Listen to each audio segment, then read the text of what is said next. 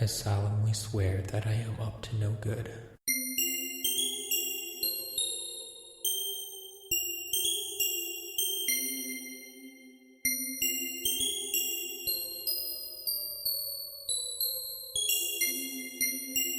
Hey everybody, welcome to episode 34 of Tales from Godric's Hollow, the world-renowned Harry Potter podcast that everybody you know might be talking about at this very moment. That's right. They're talking about a podcast you're listening to right now. How meta is that? I am one of your hosts. I am the muggle of the show, Josh Brown. I am joined, as always, by the ever-prepared, always ready, on top of his game, professor of the show, Matt Sonnenberg. Hi, Matt. Hi. How are you? I always prepared, like you said. It's a good thing nobody records the pre-show, my friend. It's true. Except I think I actually am recording the pre-show, but hey, nobody's ever going to get that. So No. The outtakes, it would not be as interesting as people would hope they would be. I can tell you that much. There's a lot of numbers spoken. There's a lot of business, and nothing fun. Trust me, nothing fun. Matt. Yes. We are back to the reading schedule for this series. We are starting tonight with the fourth book, Harry Potter and the Goblet of Fire. A much easier name to say, might I add. Now, don't get me wrong. I got pretty good at saying Azkaban after a while. Yeah. The first few weeks, I was a little sketchy about it. I couldn't say it with confidence, Matt. I just didn't feel like it was coming out of my mouth correctly, you know? Sure. It was a new word for you. Yeah. And as a podcaster, being able to say the words, especially over and over and over, especially an important word like Azkaban, is super important. So you could toss all that aside because we're done talking about the Azkaban prison as far as I'm concerned. We're probably never going to rehash that old dirty place again. We're moving on. We're moving on to the Goblet of Fire. This is the fourth book in the Harry Potter series. Some might say the best book? I don't know.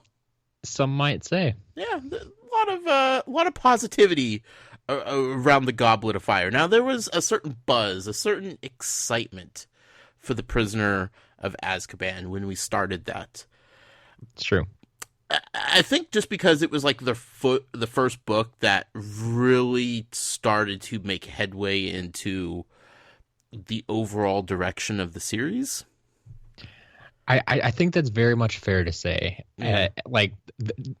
As much as I hate to say it, like the first book, obviously, it's a lot of world building. Yeah. The second book, like you try to start moving forward, but you're still ultimately, in the grand scheme of things, in the giant arc, it's still building. Mm-hmm.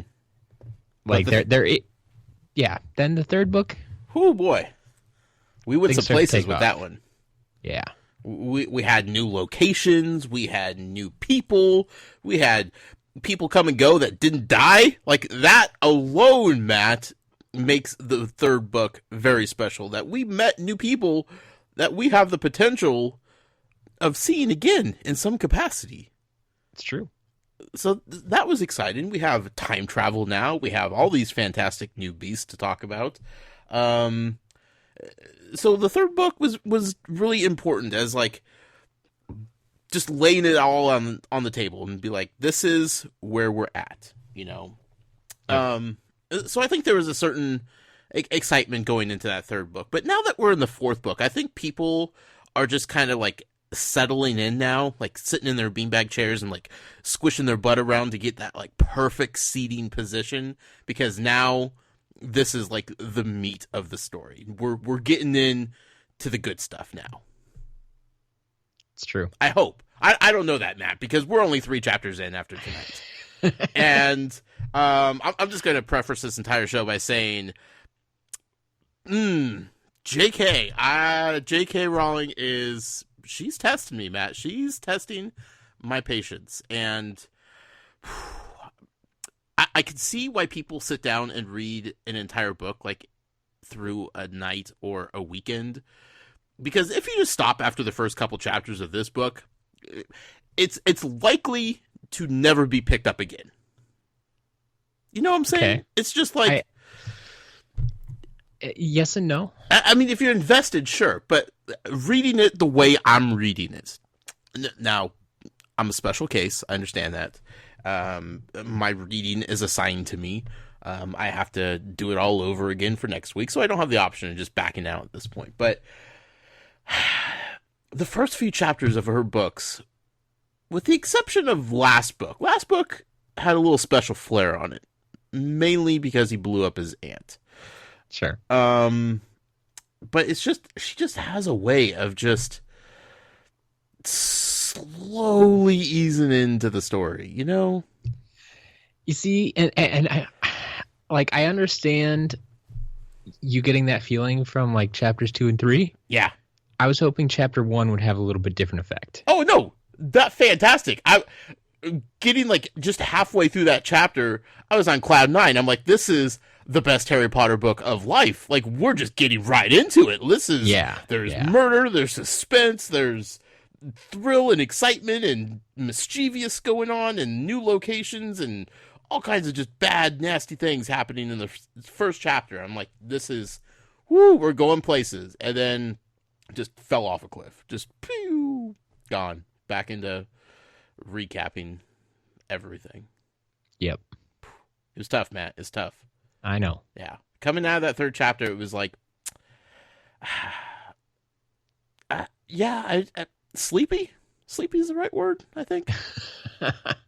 You know, like it didn't make me want to just keep pushing forward. But that kind of has happened with the start of every book so far. So I'm not saying it's a new thing, and I'm not trying to talk down on it. It's just the slow starts. We're in the fourth book here, Matt. I'm.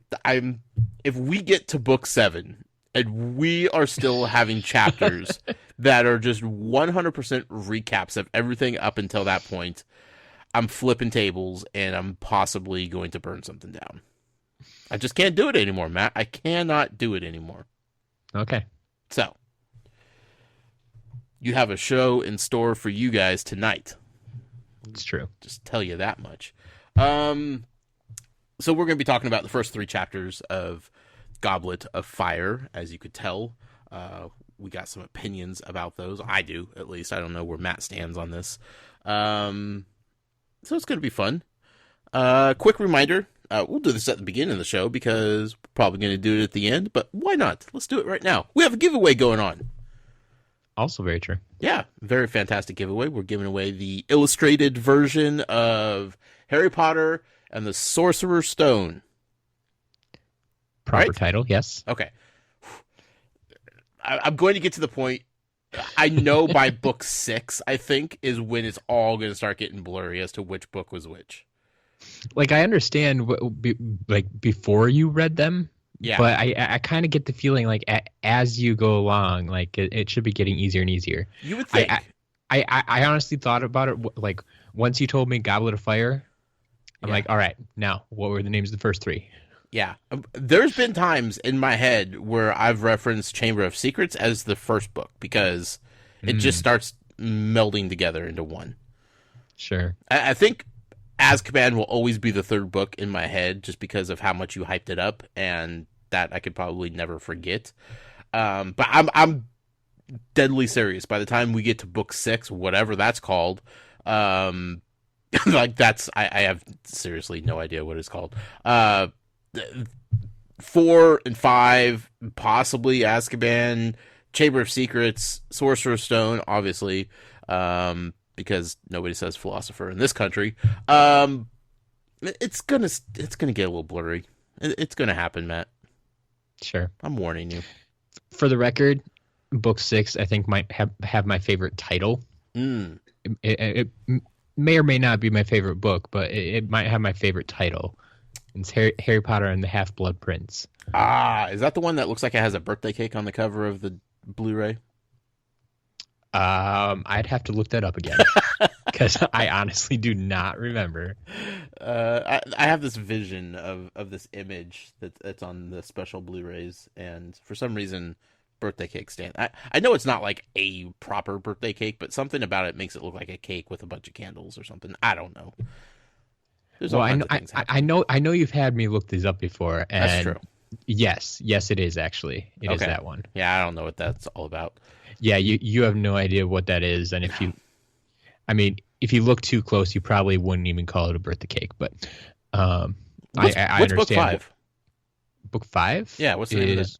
Order of the Phoenix. Oh, yeah. Yep. Yep. Not going to remember those. That's going to get tricky. We got a long ways to go before we get there, Matt. Anyway, back to the giveaway. We're giving away an illustrated version of Harry Potter and the Sorcerer's Stone, the far superior name for that first book. To enter the giveaway, all you have to do is go over to iTunes, leave us a review of your choosing. Obviously, we appreciate the wonderful 5 stars and the kind words that you folks tend to leave, but not required to win. Definitely appreciated, though.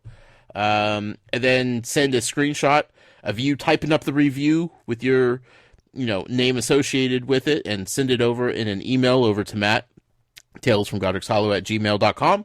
That is your entry into the drawing for the book. If you've already done that, you're already entered to win. All you have to do is sit back and hope to collect a prize. Easy as that. Yep, we've been getting a few more entries in each week. I've been liking the emails that are coming in, so yeah. And that will end next week, so we will announce the winner on episode 35 next Monday. Correct. Yes. So, got that out of the way. Housekeeping is looking good here. Just call me Dobby the house elf, because I am cleaning things up around here, Matt. Just like that. I miss Dobby. Does Dobby come back? Yes. Whoo, boy. I can't wait. I actually saw a picture of somebody. I don't know how. Look, sometimes things are just unavoidable, Matt. I don't intentionally search this stuff out. I understand. But somebody, I'm just curious as what you saw. Created a canister, a container, looked like a big old glass jar. And it said, "Please save Dobby," and it was for all loose socks in the house when they're doing laundry. If you don't have a match for it, you just put it in the container. Sure. Yeah, I appreciate that. That's a joke I got, and I liked that. Awesome. I feel like I've probably been seeing those for like 10 years now and never knew what people were talking about. Exactly. If you just saw a jar that said, "Please save Dobby," you would have no idea it was even a Harry Potter reference. Who's Dobby and what's it doing with all these socks? Exactly. Yeah. So, do we have you had mentioned before the show we might have an email to start off this episode before we get into the reading? It's true. We're going to take one email before the show here from Harold. He had a few comments on our last show. Oh, hi, Harold. Says, "Thanks, Josh and Matt, for pulling me along on this ride. It is so good. I'm probably in the minority, as I watched all the movies many times and even took my daughter, dressed as Hermione, to the midnight launches way before I ever picked up the book. I had read books 1 and 2 before your podcast got me to read them again, and now that I'm into the new books, it's even better. I loved and still love these movies, and also want to thank Colin for making the movie episode bearable by keeping Josh at least somewhat in check. Giant squid lives do not matter, Josh." I think they do. Harold. I have a hard time hearing readers complain about these great movies. We all know that a movie cannot keep everything from the book unless it's 10 hours long. Reading the books now, after knowing the movies so well, does not make me dislike the movies. It does allow me to discover and enjoy all the extras in the books. Even the movie versus book changes are usually interesting, even though some changes do seem pointless. I am understanding the reader first point of view more and more, but I just feel it is important to remind ourselves the movies are a retelling of the same story as the books, just like a retelling of the same story as the books, just like a photo and a painting can have the same subject, just a different way to convey it. Fair enough, but let me make this point. people like to point out the fact that, if they included everything from the book, it would be like a 10-hour movie. Yep. Raise your hand if you wouldn't, if you would want to watch that 10-hour movie right now. Yeah, that's right. Yep. Everybody's raising their hands. Exactly. Mm-hmm. Yeah. I'm not saying they could do the entire book in the time allotted for these movies. I'm saying make the movies longer. Go for it. Go crazy with it. Make them 2 parts for every year. I don't care. Well, you see, and that's the thing. By the time they got to the end of the Harry Potter series, they had that figured out. Yeah. That's why we have 8 movies and 7 books. Exactly. But it is a very solid argument that we should have 14 movies for 7 books. Sure. Man, could you imagine like each movie just having to be continued and 6 months later the next one coming out? Yep. Because there's some plot points in these movies, in these books, that would be amazing cliffhangers that would drive people back to the theaters to watch it. And exactly. They're filming it at the same time. They're not ruining anything with, actors growing older because we're dealing with kids here. Just film at the same time. Just split them up. Yeah. Like you said, every time I made you stop after every 2 chapters, it was like, you left me on another cliffhanger, Matt. So that argument doesn't hold up. I'm just going to throw that out there. It's time to reboot these things, Matt. Yeah, get the proper movies we deserve. Yeah, as much as I've told you, just how the casting was so perfect the first time, and I don't really want to see them rebooted. I kind of do still want to see them rebooted just to see if they can make them that much better. Sure, get that complete story in there. And you know what? To be honest, Colin's idea last week about a Netflix type of series where absolutely you can go slower and more methodical. Oh man, the possibilities. Yep. So. Again, I don't want to turn this whole show into how the movies aren't as good as the books because I could do that every week if you allowed me to, Matt.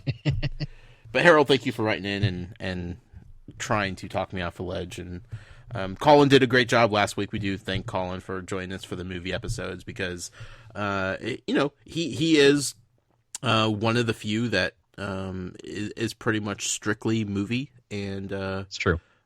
Is a movie first type of guy. So his opinions and viewpoints are definitely valuable to our movie episodes. Yeah, I appreciate Colin's input a lot. Yeah, but thankfully we don't have to talk to him for several more months now. So yeah, we keep stretching these out here. Mm-hmm. It's going to be another probably 4 or 5 months before we talk to him again. Yeah. Matt. Yes. I hurt myself picking up this book. I seriously put book 3 on the shelf and grabbed the 4th book. I'm like, wow. I know we've talked about how large and enormous this thing is, but just holding it next to book 3 was like, this is going to be something. Just be glad you don't have the hardcover version. Man, that would kill somebody if you dropped it from a decent height. Yep. Like a ladder 6 feet up. Sure. Dead. We have a lot to talk about. Actually, we don't. I'm not going to lie to you. This is, like we talked about, the first chapter, whew, we got some things to get off our chest here. The next 2 chapters, we're going to fly by. This is going to be an episode, Matt. Yep, I understand. Yeah. There's a reason that we're trying to plow through these at 3 chapters at a time. I will say at the end of chapter 2, I sat there and thought to myself, now I know why Matt added a 3rd chapter to this week's reading, because there's no way I would be satisfied just ending with that. Sure. Yeah, you did good. Thanks. But let's start at chapter 1, though, shall we? Chapter 1, the Riddle House. First thought, Matt. First thought. There's going to be new characters? Well, finally. It's about time we get some new characters. No, my first, I said out loud, Tom Riddle? Yeah. Like, that name stuck in my head forever now. That's good. That's good. Yeah. I mean, he is, after all, the main villain in the series. So I guess I just didn't expect the Riddle House to start off this book. No one did. Yeah. But I mean, like you said, after 3 books, we've gotten so used to how these books start that you switch it up and it's like, oh, yeah, we're jumping right into the action. Oh, we're not talking about Harry? What? Mm-hmm. Mm-hmm. Yeah. New characters. Nice little switch. New characters. We, of course, get the elder, Mr. and Mrs. Riddle. Mm-hmm. We get the gardener, Frank Bryce. Which, I'm going to stop you right there and say, I'm writing his name down on a little piece of paper. I'm folding it up nicely. I'm sticking that in my back pocket because I have a muggle feeling in my bones, Matt. Yeah. That we're going to be exploring Frank Bryce as the book continues. Okay. I struggled whether or not to put these next few people down. Like, we got mention of the maid and the cook, but they weren't actually named. Like, they were people that were there in the story, and they're each mentioned like a couple of times. But and I think they might even like said something or told us something or did something important, but like we don't actually have names for them. So anyway, yeah. We had Dot, a patron at the bar. Mm-hmm.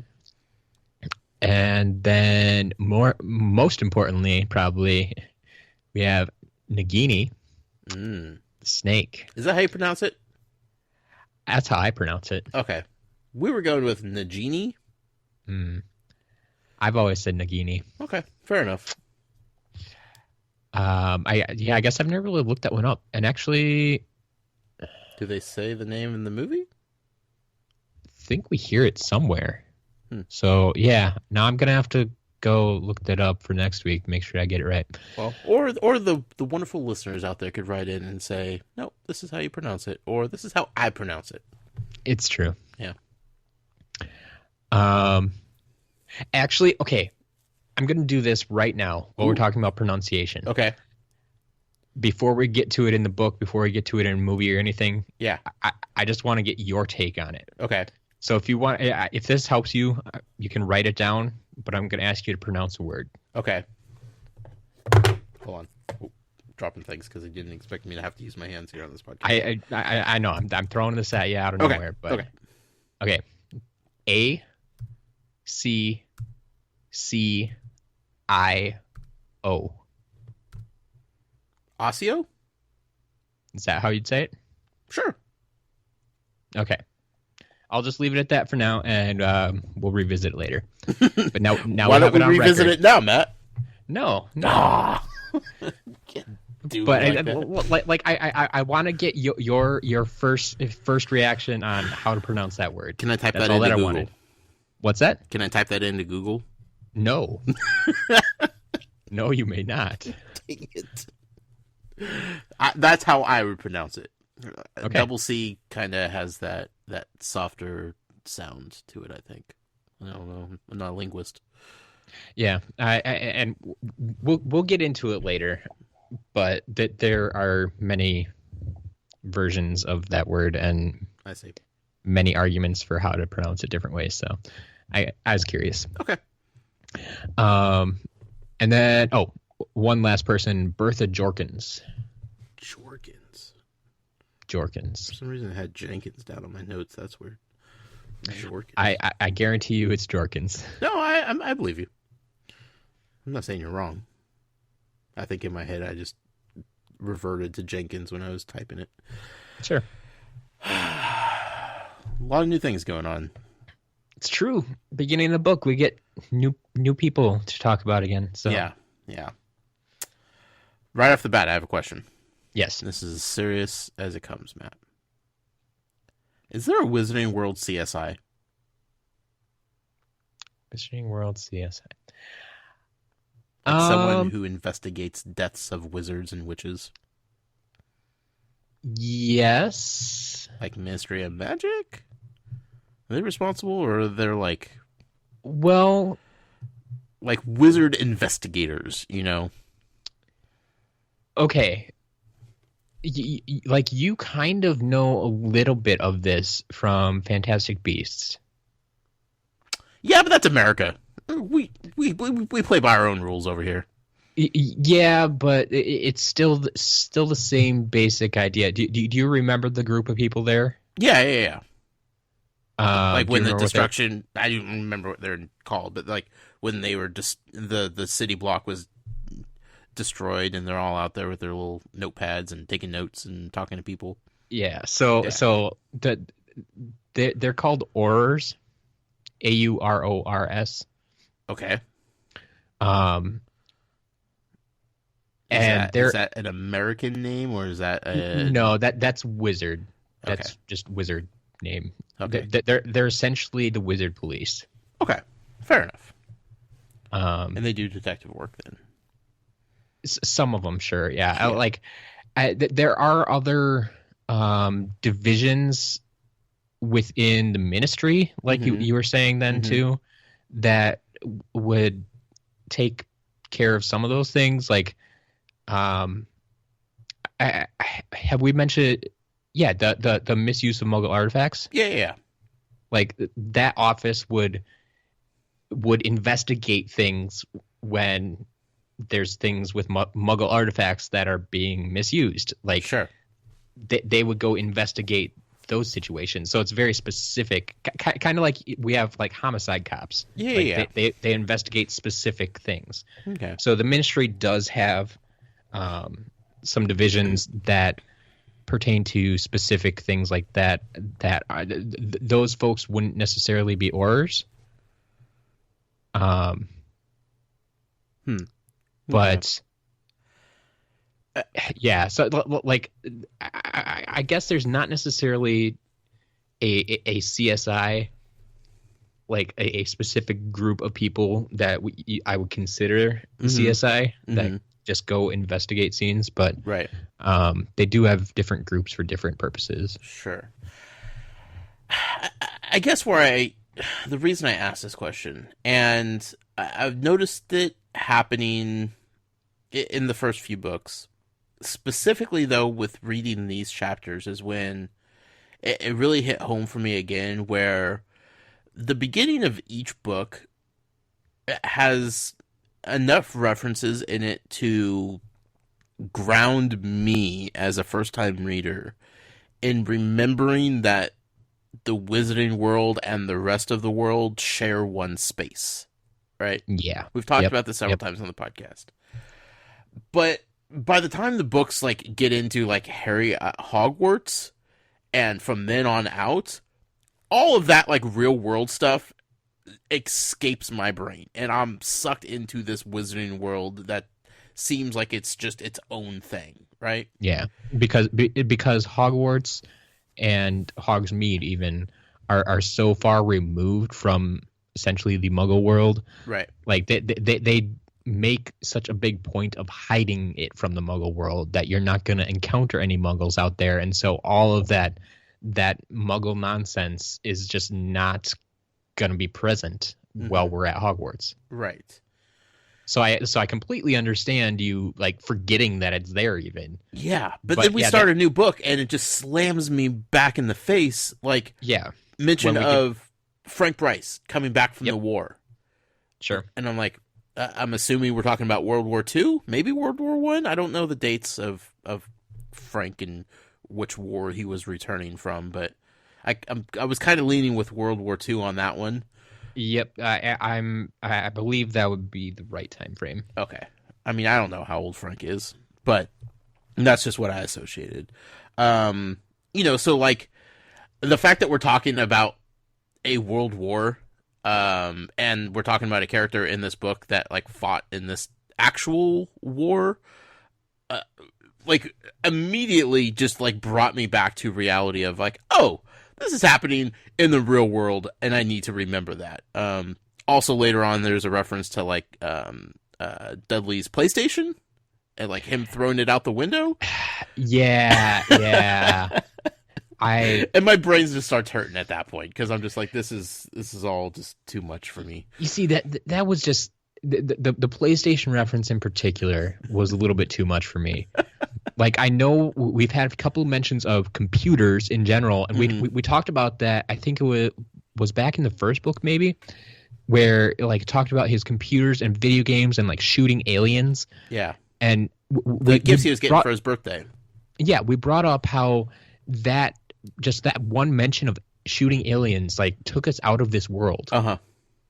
And at the same time we hit the PlayStation, that did it for me too. I'm like, wait, what, PlayStation? Is this product placement? Are they getting paid to put PlayStation in this book? Yeah. Can you do that in a book? She did. I don't know. It's like I just don't quite understand why that needed to be in there. Right. Like Well, it feels like they were getting paid to do that.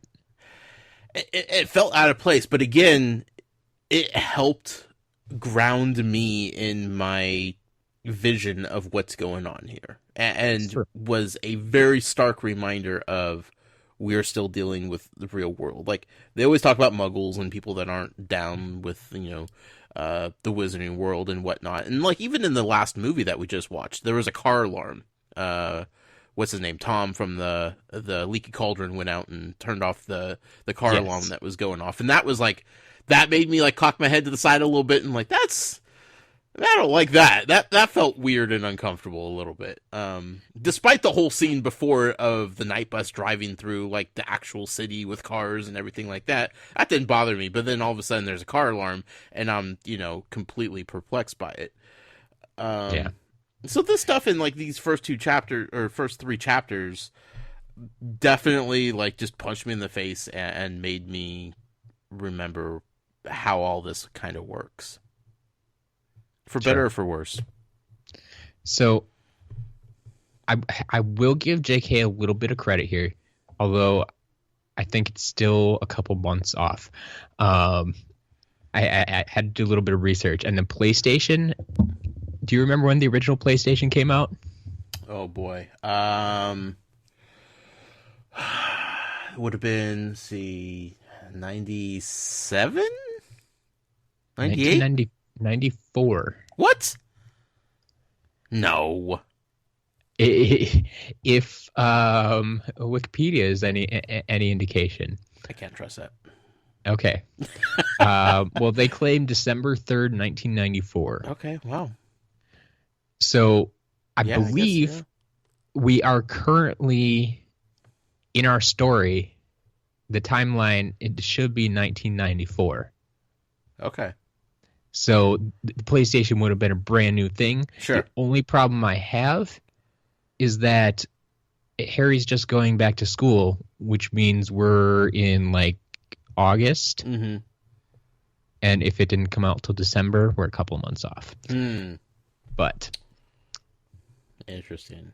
yeah, I like where she was going with it. It was Sure. the brand new thing. The Dursleys would have bought that for their son, definitely. Right.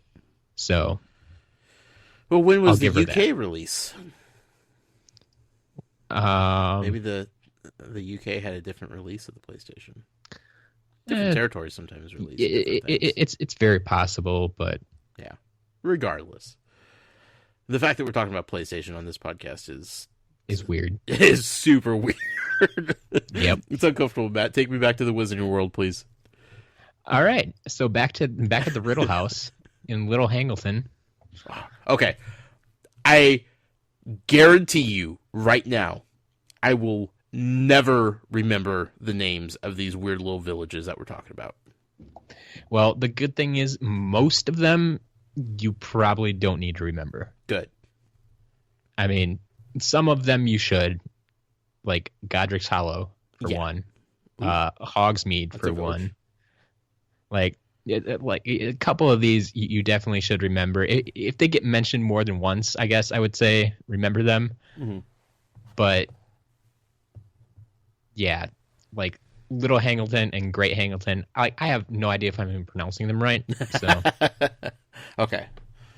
Well, I'm not going to stress too much about it then. yeah, All right. yeah, Riddle House. yep. The Riddle House, very fancy house. Sounds like it. They have maids and cooks. It used to be the largest, grandest house around. I imagine it's on the top of a hill, probably, isn't it? I could see that. Kind of overlooking the entire little town. That would seem to be how the rich folks like to build their houses, I guess. I think I've watched too many Disney movies is the problem. Like, I just associate, like, giant mansion castles just being on top of a hill overlooking the peasants down below. Yep. Yeah. So the riddles, huh? The riddles. R.I.P. They're dead. They are dead. All three of them. Yep. I'm confused by this. I'm super confused by what's going on here. Yeah. It was the mother and the father and their adult son. Yes. Right? How the book describes it? Yes. Do they actually say that the adult son's name is Tom? Or is that just implied? Did they? I don't remember. I don't know. I'm that's what I'm assuming, but that wouldn't make sense at all. Maybe it would. I don't know what happened. Well, I don't know. Well, okay. Do you remember when we were in Chamber Secrets and we met Tom Riddle for the first time? Yes. Do you remember him explaining his name? No. So he told us that he was named after his father and his grandfather. Okay. That's where he got his first and middle name. Interesting. Okay. What was his middle name? It was a weird middle name. Marvolo. Marvolo, that's right. Yes. Tom Marvolo Riddle. Okay. So. So maybe that's Grandpa and Grandma Riddle. Mm-hmm. And Father Riddle, the adult son. That would make a lot more sense, wouldn't it? It would, yes, because I'm trying to figure out, again, the time frame screwed me up here. Like, I know, like, it was many years before the events of everything going on, but it gets kind of messy here. I'm not going to lie. Oh, yeah.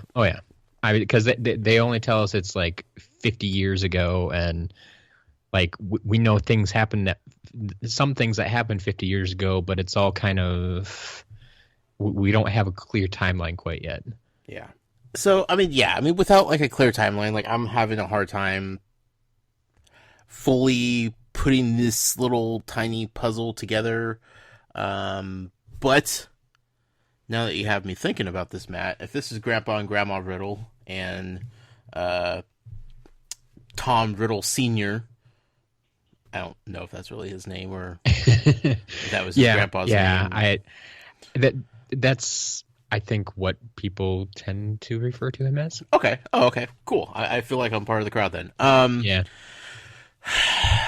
Does that mean that Voldemort, a.k.a. Tom Riddle Jr., killed his family? Oh, I know you're not going to tell me. We haven't been told yet. We don't know the full story. Also, where's his mom? That's concerning. Also, would you want to be the mom of Voldemort? That'd be a weird job to have. Yeah, a little bit. Yeah. Well, she's dead too. Maybe, Matt, one of the Potters killed his mom, and this is a 7-year revenge plot, or 13, let's see, math, 11, 18-year revenge plot in the making. That would be a theory. That seems far-fetched, but I feel like the absence of a motherly figure in this death scene is something to pay attention to. All right. That's all we know about what happened. It is. Yeah. It is. I'm sure we'll know more eventually down the road. You would think so, but that it's like brought up right away in the first chapter, and then we jump away from it. Yeah. So it's like, I mean, there's a good chance we don't even get to it again in this book. Like, let's be real here. Now that you know that books can end without bringing everything to a nice conclusion, yes. Which is beyond words irritating. Like, now the thread line just gets a little bit longer and a little bit deeper and harder to manage, and it's going to be just a tangled mess by the end of this. Sure. So, the Riddle House. Yeah, I just like the description that they all died with frightened looks on their faces. Right. Like, were they frightened to death? They were perfect health except from, being dead. Yeah. Is what I wrote. Yes. They couldn't find anything wrong with them except that they were dead. Yeah.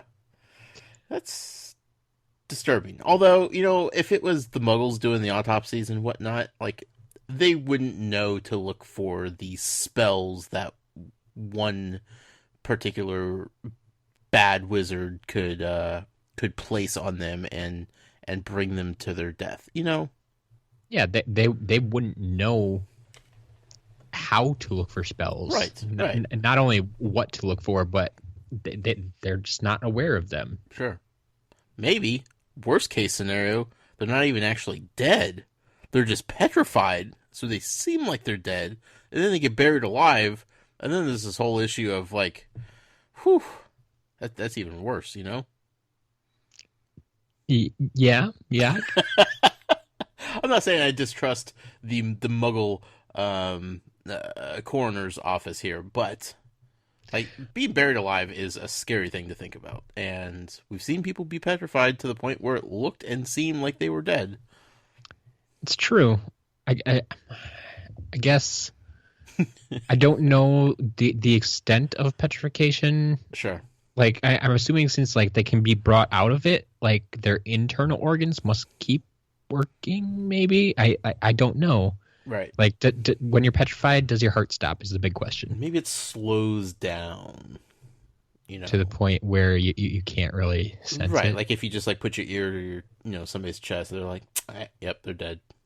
And like we were saying, this is back in like the 1940s, right? When technology wasn't quite as good, but so is this happening around the same time as Fantastic Beasts and Where to Find Them? Roughly. I mean, it's probably later than the first movie, but like by the time we get to some of the other movies, we'll probably be running into this time frame. Right. I'm just thinking, like in this series, they're dealing with the ultimate villain in Voldemort and whatnot, and this is kind of like his origin story right here, this chapter. Sure. And then like Fantastic Beasts, they have the one guy, I can't remember his name, but he was pretty bad and he killed lots of people. Yep. So like different countries are dealing with their own extreme villains of sorts. Yeah. So fascinating. But then we kind of like fast forwarded through like a whole bunch of nonsense about how quiet it was up on this hill, and good old Frank Bryce, and he was just doing his thing as caretaker of the house. Gardener. Yeah, he was a gardener, but I mean, then once there's no one in the house, he's just kind of living in the house, and like they said, he kind of let the house go. Didn't really take care of it all that much. So, sure. I mean, why bother? Why bother? Yeah. But then one night changed everything for old Frankie. It's true. He saw light in the house, a flickering light, which he knew to be fire in the house. And that's not good. Nope. Unless it was a candle. But still, you would have your suspicions about a candle being in the house in the first place. Yeah, when the house is supposed to be empty. Yeah. Right. And that's kind of when everything just came out right in the open here. Our friend Peter Pettigrew, he's back. He is? He quickly returned to the story plot. As you predicted, I believe. Just maybe not. I mean, quicker than you expected, but yes, I can't say I predicted first chapter, but I did assume he was going to reemerge eventually with Voldemort in tow, or vice versa, depending on how you look at it. So here we are. They're chatting it up. They're scheming. They're plotting. And old Frankie, he's hiding behind a door, listening to this whole thing. He doesn't understand anything that's going on because he's a muggle. Not really. Yep. Dumb old muggle. I appreciate that Voldemort kept calling him Wormtail throughout the entire time. Exactly, and that got me a little bit too. It's like, did like, I'm pretty sure he knows his real name, but Right. did he like introduce himself the first time as Wormtail, or like why would Voldemort use that name? Like that was a nickname he had from school. Yeah, the more I heard it though throughout this chapter, kind of made me feel like he was using it in an insulting way. You know, like you're just a measly little rat, like you're just a Wormtail, like Yeah, it totally makes sense to use it in like a derogatory manner, Yeah. but it just makes me wonder where Voldemort picked it up. Because Well, like yeah. I mean, was Peter too cautious to give him his real name right away, and so he introduced himself as Wormtail, or was there someone else involved there that's like referenced him as Wormtail once and it's just stuck? Or like I don't think Tom Riddle ever would have been in a position like near the school when they were there to pick it up. Right. Well, I mean, later on in the chapter, towards the end of it, we get kind of a mention of Lord Voldemort always knows everything. It's true. Which made me think about all the times that you've kind of pointed that out about Dumbledore. You know, Yeah. kind of always knowing what's going on around him, even if it doesn't seem like he should be in the knowing of things. So, if we're to accept the fact that old Voldy here has this like extra ability to just kind of know things, you know things about a person. Plus, he knew Peter was transferring into a rat and whatnot, you know, going back and forth between, or he didn't go back and forth that much, but he knows his ability to turn into a rat, you know, and you're right. Did he introduce himself as Wormtail? Did he pick it up from somebody else? Who knows? But maybe it's just like the sense that Voldemort just kind of just feels it in his gut. Like, you know what? That guy's a Wormtail, you know? Like that just makes sense for that guy. Sure. Yeah. But it was... It definitely wasn't like playful and endearing like the way he was using it. Like if the other kids were calling each other by their nicknames, it would definitely be just like kids being kids or whatever. Like you're just hanging out with your friends, your homies, and you got nicknames for each other. But like this was like Wormtail. Like there's nothing good about what he's saying. Yeah. Which is pretty much a given all the way around with everything that this dude says, but Voldemort is bad. Yeah. So Quidditch World Cup. Yeah. I briefly remember that being mentioned at the end of the last book. Yep, I believe, if I recall, this might actually be the second, or well, this would be the third time we've had a mention of the Quidditch World Cup. Right, but specifically like the end of the last book with Ron talking to Harry about the Quidditch World Cup, like yeah, he talked about actually going to it. Right, and sometimes like, and when I say sometimes, I'm just saying this because I haven't read the whole thing, and maybe it's never, but occasionally things will be brought up that don't get brought back to the reader's attention right away, and this just like. We know the Quidditch World Cup was coming up, but like, how important was it going to be at the end of that book? It was like, oh, that's probably what Ron's going to do this summer. He went to Egypt last summer, you know? Yeah. Exactly. It would be something like, oh, yeah, what are you doing this summer? Well, I'm going to go to Quidditch World Cup. Okay. Right. And he'll come back to Hogwarts, and he'll talk about how great the Quidditch World Cup was, and he'll be the giant Quidditch fan that he is, and that will be that, and it won't play into anything important. That's how the end of the third book kind of made it feel like. Yeah. And then little did you know she was actually setting up the next book. The entire story plot of this is going to be revolving around the Quidditch World Cup. I have a feeling this is going to be big time. Voldemort is plotting an attack around the Quidditch World Cup. He's like trying to maneuver around it because all the wizards are going to be gathered in one place, and security is going to be at an all-time high, and it was fascinating to hear like the planning and the plotting of whatever he has cooking kind of be revealed for us right off the bat. Yeah, I don't know about you, but this to me right here just screams like every stereotypical super ultra bad guy villain. Yep.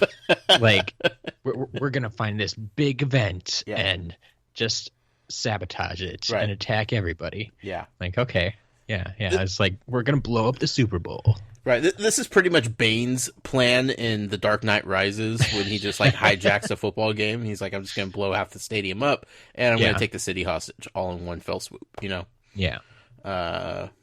So fascinating though, because like we haven't really had a look at the story through Voldemort's eyes yet. You know, like it's true. We've had just very brief glimpses of Voldemort, right?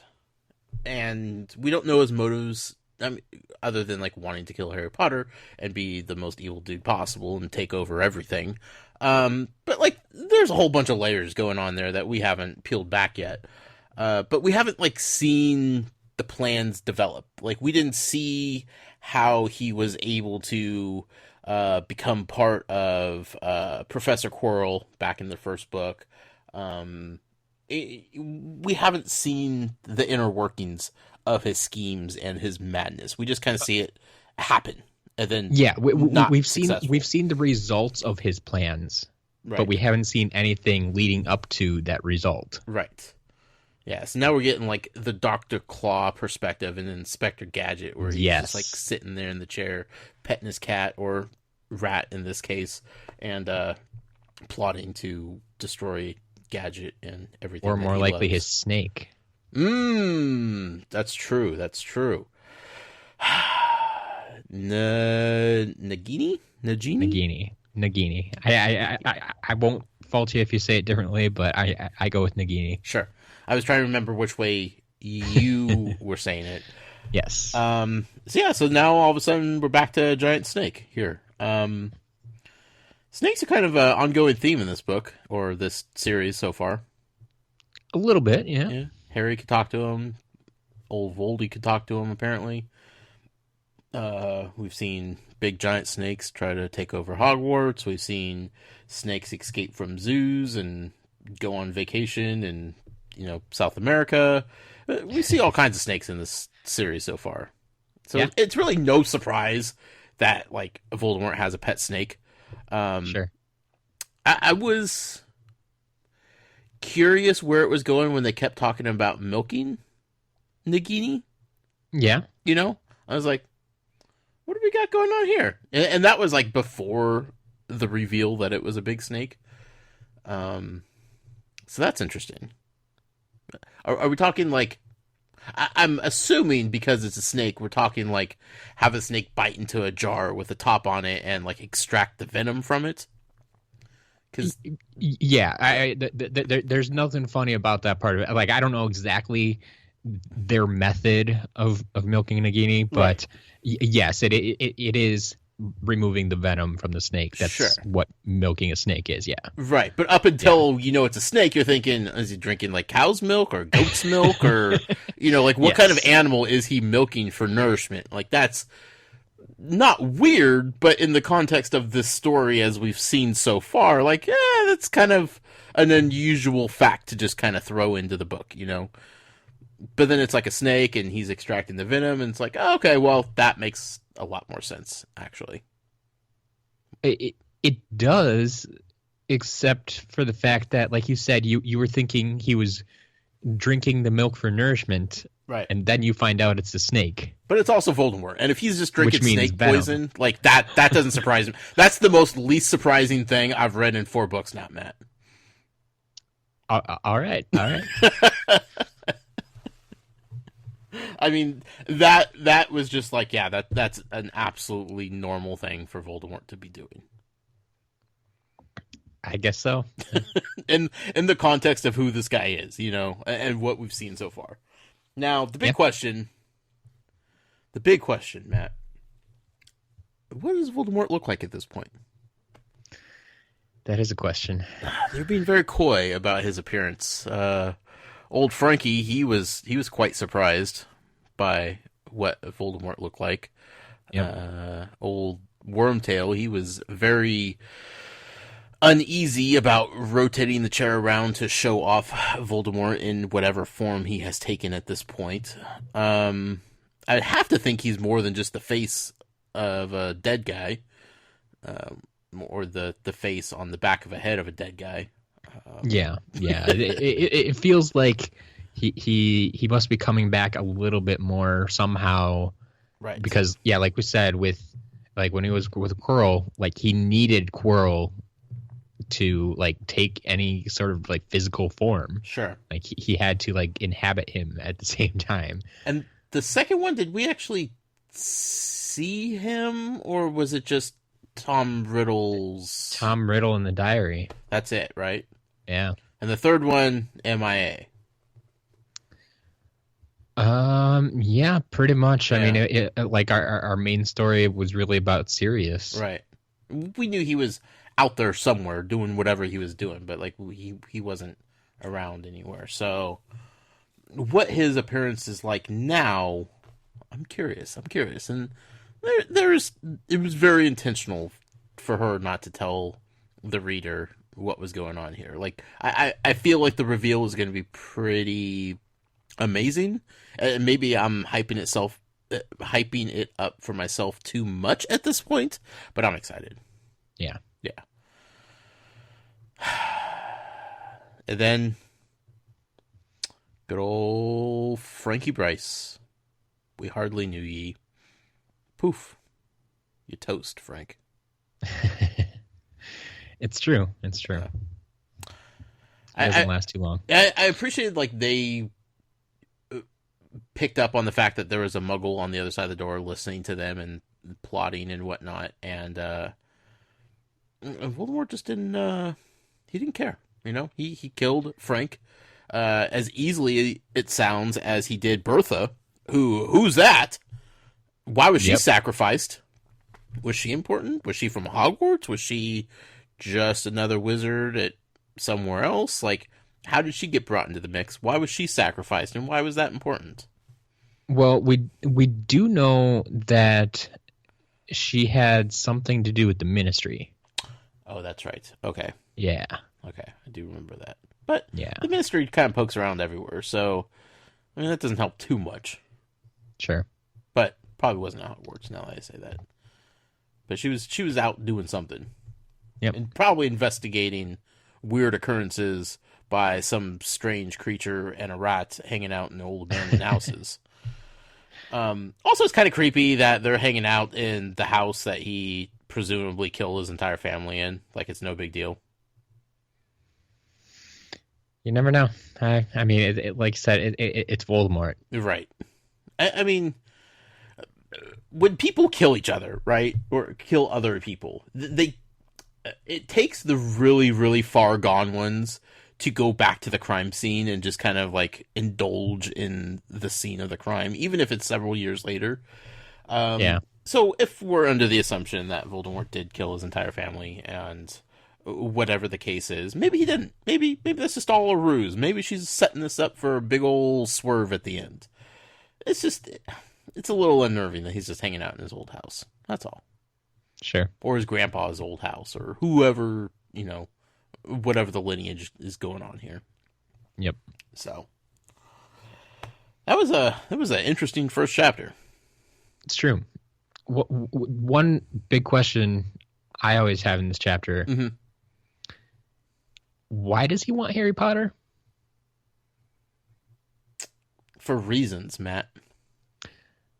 Because the strangest line to me is, it could be done without Harry Potter, my lord. Right. What could be done, Matt? Like, his full transformation? We thought he just wanted to kill him. Like, he's just been trying to kill Harry Potter this entire time. And now wants him for something. Now, as we get into the next chapter, it feels like these two are connected in some very serious ways here. So, whatever Voldemort is up to, I'm assuming he's trying to get back into like full-fledged, almost semi-human form, to be as physically powerful as he is magically powerful. And I don't know if that is ultimately to deal with Harry Potter, or if he needs Harry Potter to complete that transformation into whatever he's trying to like accomplish with whatever like his ultimate goal is. It is weird though. It's weird that old Wormtail is trying to convince him that it can't, whatever it is, can be done without Harry Potter. And that's kind of like where I'm going with like the revenge tale. Like, maybe whatever he's plotting can be done with Harry Potter, but he's insistent on making it happen with Harry Potter for whatever vile revenge plot he has cooking. You know, like, this is personal for whatever reason. Sure. We'll see. Yeah. But I also think there's a connection between the two. Like, you know, as we get into the second chapter, Harry's scar is, and he's having weird dreams about this whole thing actually happening. Like, he's seeing it happen in his dreams. Well, you see, that's the thing. Is it actually happening? Is Harry dreaming it? Is he having a vision? Is he seeing the future? Is he supposed to stop this? Oh, like, man. Oh, I didn't even consider that, Matt. My first thought was Professor Trelawney would be very proud right now. Maybe. She's wacky, though. Who knows what she's proud about? Man, I didn't even consider those possibilities, Matt, because I had completely forgotten about the fact that we have time travel now. All of this could be happening in the far distant future, or in the far distant past. I don't... Ooh. Like, from chapter to chapter, we really don't have a reference, time of reference. Like, sure, we just know that something happened with Voldemort over here, right, and then Harry wakes up and he thinks he saw something. Right. So did any of that happen at all, or was that entire chapter just in the dream of Harry Potter? Was he dreaming the whole time? That'd be crazy. Man, I would not want that kind of dream. Like, he's going back to, like, an entire family being murdered just casually in a dream one night. Yeah. Yeah. Okay. Take out of the consideration that it's all just one big dream, right? Okay. Voldemort and Harry Potter seem to be very closely connected. Okay. That's all I have. I don't know where else. That's the end of that theory. Fair enough. Fair enough. Let's make this official. We are now in chapter 2, The Scar. Yes. No new characters for this chapter, though. So, thank goodness, because I slept through most of it, Matt. Yes, this was more or less our recap chapter. Now, I perked up when it like cut to Harry Potter waking up and like he's freaking out about his scar.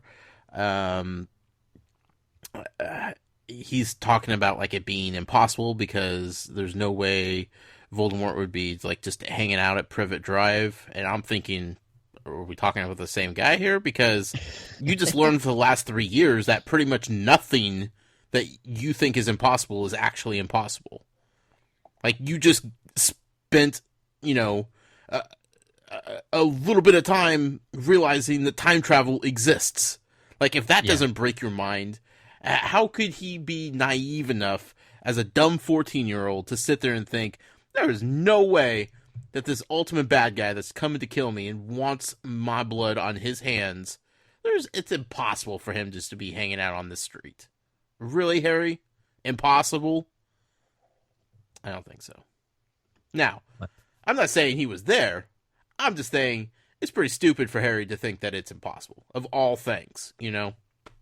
Yeah, I get where you're coming from. So, I mean, maybe he's just trying to psych himself up. Like, he's just reassuring himself that he's safe and secure at Privet Drive and everything's kosher and okay, but I don't know. It's just a silly thing for him to think or say out loud. Impossible. That word doesn't exist in this series. We threw that word out like in book 2. You know? Once he started talking to snakes and everything else. Anything's possible. Here it is, Matt. Here it is. Man, I don't... Recap chapter. Snorefest. Hey, we did get a mention of one of your favorite daydreams. There were a couple things I managed to wake up for in this chapter. Yeah. Dumbledore on vacation might have been go. the best thing and possibly will be the best thing in this entire book. Like, granted any significant storyline with the giant squid, Dumbledore being on vacation is the highlight thus far and will be hard to top because, like, Harry thinking about, like, Dumbledore being on vacation was hilarious. And then I started thinking about, like, Dumbledore on vacation and, like, his, Bermuda shorts and kicking back with, like, a strawberry daiquiri on the beach. And, man, there's no way he enjoys a vacation. He's all business, no fun. Like, he has fun at school, but I think that's because he's doing his business at school. Like, that's what he's all about, is being headmaster. Sure. I have a hard time thinking that he's able to just unwind and put all that out of his head for a little bit while he goes on vacation. Like, he probably stays at Hogwarts and just, like, paces the halls and waits for students to come back and is just in a flurry of, like, all these different ideas of what he wants to bring to the school for this year. And he's pouring over job applications for new Defense of the Dark Arts teacher, and he has all kinds of stuff on his plate. I can't see him going on vacation, but I really want him to because he probably needs it. Yeah. I like it's one of those things that I think trying to picture Dumbledore on vacation could almost take you out of the story again. Right.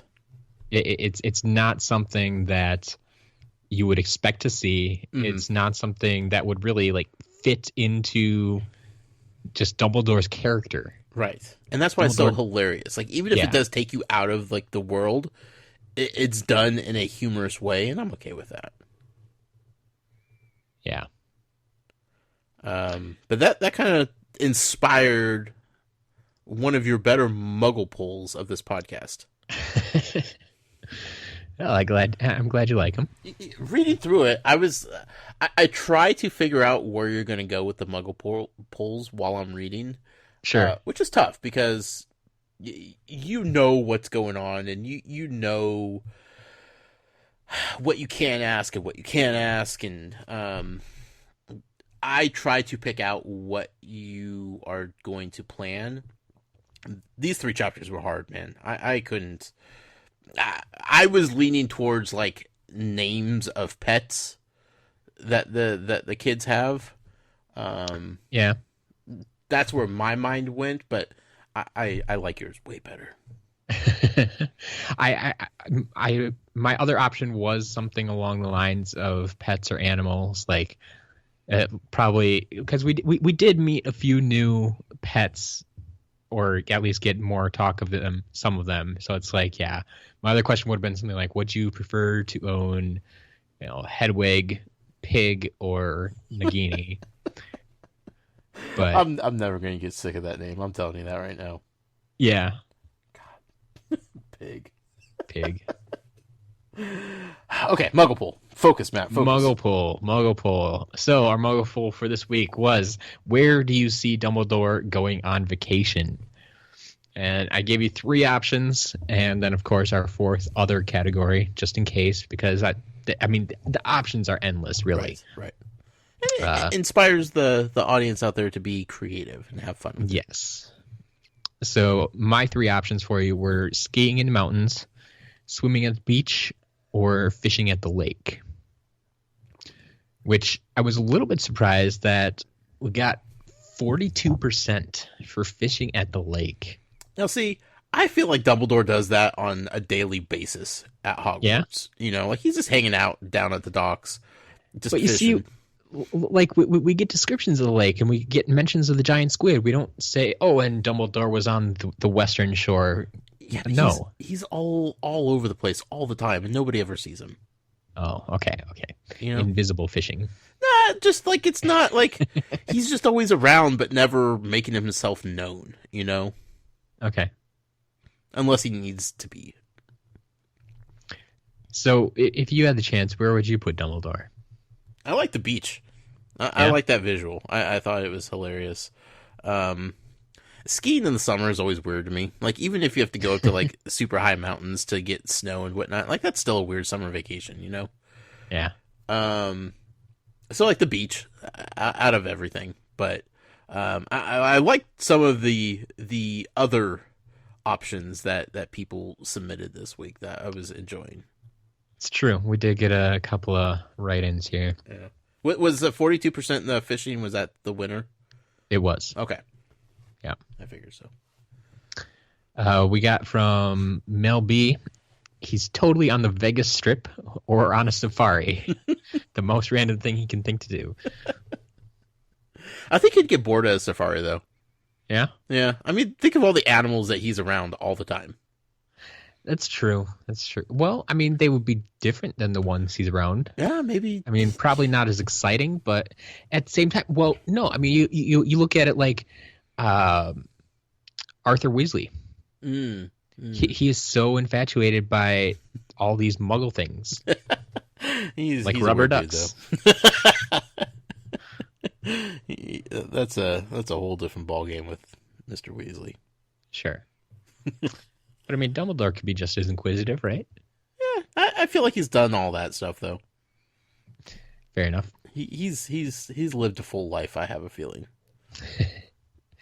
Bryce says he's seeing a few shows in the city. Mm-hmm. Could see that. Very dignified. Mm-hmm. He'd probably be a fan of Hamilton. There you go. I have a sneaky suspicion. Tanya says, I see him fishing like the Muggles do, even though it's completely unrealistic. Long's Toys says, I picture the scene from The Sword in the Stone when Merlin comes back from Bermuda. Exactly. Yep.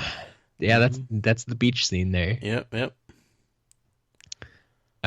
Brandy says, definitely skiing, wearing cool half-moon ski goggles. His white beard would match the snow. It's perfect.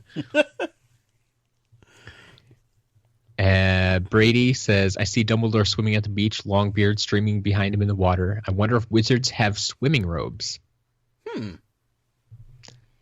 Yeah, I don't know. I guess I would think they'd wear something similar to us, but who knows? Maybe just have waterproof robes or something. Sure. Like an invisible wetsuit. Then, of course, Atari Alex. He seems like the kind of guy who would go to the wizarding world of Harry Potter. Everybody just assume he's just cosplaying. Yes. He's just hanging out with the Muggles. How long did it take you to grow that beard? A couple 100 years. Messing with Ollivander and double fisting butterbeer. And, oh yeah, yes. You'd have a fun time. Dumbledore on vacation. What a great thought. Another thing when Harry was kind of imagining what people would say if he were to approach them with this problem about his scar hurting and this dream that he had and whatnot, because that's how he figured that Dumbledore was probably on vacation. He wasn't going to bother him anyway. It's true.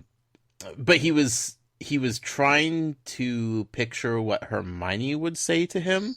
Yes. And that was so hilarious because the whole time I'm sitting there like, yeah, that's exactly what Hermione would be saying. That is 100% Hermione. And like, he had a good idea for Ron too, but I wasn't as entertained by what he thought Ron's response would be as he was with what Hermione's response would be.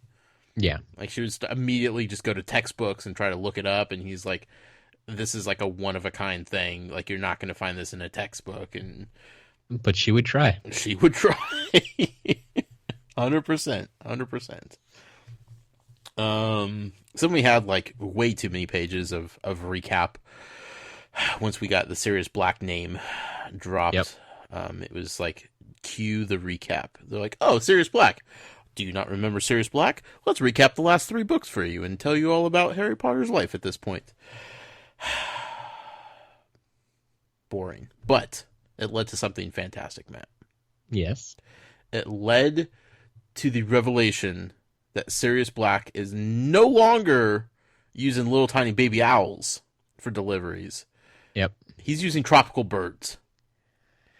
That's what it says. I want to think that he's using like those like giant macaw parrots, like flamingos, like all kinds of like awesome birds for no reason other than he can, you know?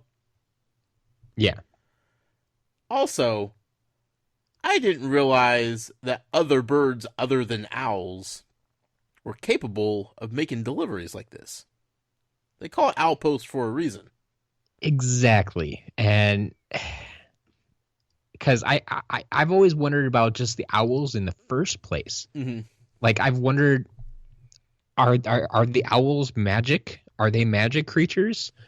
Do they innately know how to deliver mail? Do they need to be taught? Do you need to put a spell on them? Like, how do the owls work in the first place? And then, because like, if it's a spell or something that makes the owls able to do this, then yeah, maybe you can enchant other birds to do it as well. Right. Maybe owls are just easier to enchant and give directions to because they are wise. And it's true. Owls are wise, and that's maybe why they're better at it. But or maybe owls are just inherently magical creatures, and us muggles just assume they're just a dumb old bird, and like wizards are like, these people. They're totally magical creatures. But that doesn't explain how he's able to use just tropical birds for his bidding. But I find that absolutely fascinating. Yep. I mostly like it just how JK uses it to kind of give hints as to where he is. Mm-hmm. Like I do enjoy that, but the more I read this, the more, of course, I have to question it. It's like, right. And see, now I start thinking about Sirius Black hanging out like in a tropical climate, you know, like he's sitting on a beach. Him and Dumbledore are probably sitting on a beach together somewhere, just hanging out, catching up on old times, you know. I could see that. Yeah. So there's some questions about where Sirius Black is and what he's doing, but it sounds like he's having a grand old time. And you know what? He probably deserves it. Yeah. After what he's been through. You know? That was really chapter 2, Matt. That was... Yeah, that was pretty much it. Not the most exciting chapter we've ever read. Yeah, that's where we had our mention of PlayStation, but we already discussed that, so... Mm-hmm. Yeah, that was chapter 2. Chapter 3, The Invitation. Mm. And this this is where we actually got our first mention of Pig. Right.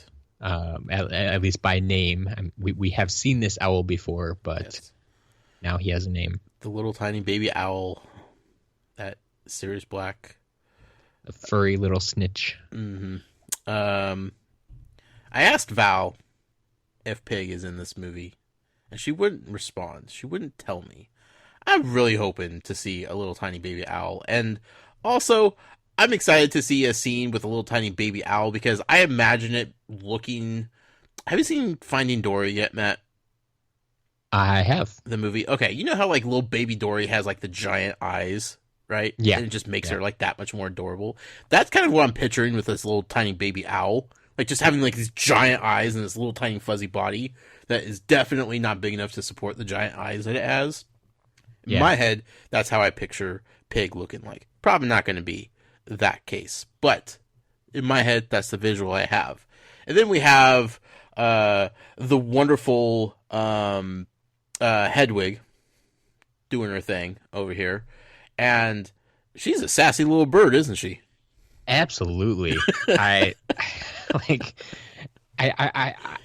love Hedwig, but she has some issues. Especially when there are other birds or owls involved. Like, right. Yeah, she doesn't put up with a lot. Especially this squirmy little bug-eyed furry little ball that's coming in and is all proud and, doing backflips in the air because it delivered a letter. And Hedwig's like, "Are you kidding me? Like, get out of here. Get out of here with that nonsense." This was a fantastic chapter all the way around for the owls and the bird lovers out there. Yep. Poor Errol. That owl. I feel like the Weasleys don't understand how hard it is for Errol to do its thing. Sure. 5 days to recover. It took 5 days to recover. It's not fair, Matt. Yeah. But it's the Weasleys being Weasleys. They're very loyal and thrifty. And Errol probably has a lot of pride, and I mean, yeah. Can you imagine like when Hedwig gets older? Oh, God, she's gonna be insufferable. Yeah, she's not gonna want to give up her duties anytime. Yeah. So. All right. So the invitation is delivered, not via owl. Correct. But by the postman, the mail carrier. Yes. Nice to see Uncle Vernon actually giving Harry his mail these days. That's an improvement. Well, what do you mean? Well, I mean, in the first movie, he did everything he could to keep... Yeah, but this mail was addressed to... It was addressed to the Dursleys. Right, but, I mean, 3 books ago, he's taking that letter, ripping it up, and Harry never is the wiser to it. Sure. He actually included Harry in the fact that somebody was inquiring about him. And granted, there's a good reason for him to do it, but I'm just saying, as horrible as the Dursleys have been over the years, at least Uncle Vernon is just like inching just a little bit in the right direction of, well, I mean, maybe improving. We talked about this at the end of the last book, is Harry has a new threat again. Right. He has Sirius on his back. So, right. I think that's a big reason that you see even the slightest change in the Dursleys' behavior. But again, if Harry doesn't know that letter is ever delivered, then he can't go run to Uncle Sirius and be like, "Hey, I'm being mistreated," because he wouldn't even know about the letter until probably he got to Hogwarts and Ron's like, "Hey, what happened?" Because Uncle Vernon is not expecting an owl to be delivering a second letter through Harry's window, Yeah, he's not expecting it, but because of that second owl, Harry would have known. Yeah. I'm just saying, I feel like there's some hope for good old Uncle Vernon here. He's still not the greatest of people. Don't get me wrong. Sure. I'm not trying to glorify him in any way, shape, or form. I am saying that he has, for him, has made major steps into possibly, maybe becoming a almost decent guardian to Harry Potter. I'll let you move an inch forward here. Yeah. Okay. Not much, but yep, it's there. He wants like to. he started to lean in the right direction and right. kind of got stuck. Yeah. So the Weasleys want to take Harry Potter to the Quidditch World Cup and then just keep him for the rest of the summer, and then take him to Hogwarts. Right? Yep. This is the reason why Uncle Vernon even considered the idea of bringing this up to good old Harry, because he's like, out of my house for the rest of the summer? Like, why didn't this letter come a month ago? Well, you see, and this is what I was talking about in the second book. When they were at the window with the flying car, mm-hmm. and Harry's escaping, and they come in and it's like, he's getting away, and I'm like, yeah, don't you want him gone? Like, why do you want to keep him here? Well, because that means Harry Potter's happy. Yeah, and he struggles with that concept. Yeah, he still struggles with that concept here. And Yeah. that, like, as much as he wants to get rid of Harry Potter, he knows that Harry also wants to get rid of the Dursleys. So Right, right. It's just a shame that that letter didn't come like 2 days after, they all got back from Hogwarts. Like, I'm pretty sure Harry could have a pretty awesome summer hanging out with the Weasleys. absolutely. Now, getting to go to the Quidditch World Cup, that sounds amazing. In like the last, 2 or 3 weeks, it said, of summer. Something like that. Yeah. He'll still have fun, but why even like make him suffer for that, month and a half or so, 2 months before then? Yeah. Unless the Weasleys were just busy and they didn't, want to be a bother, or they didn't think it was likely that Uncle Vernon would say yes to that. But Maybe they wanted to go to Egypt again. maybe. But I mean, at the same time, Harry has a vault full of wizarding money here, so it's not like he would be reliant on them to support him. Like they Sure. are financially strapped as it is. Well, maybe a little bit less now that Percy's gone.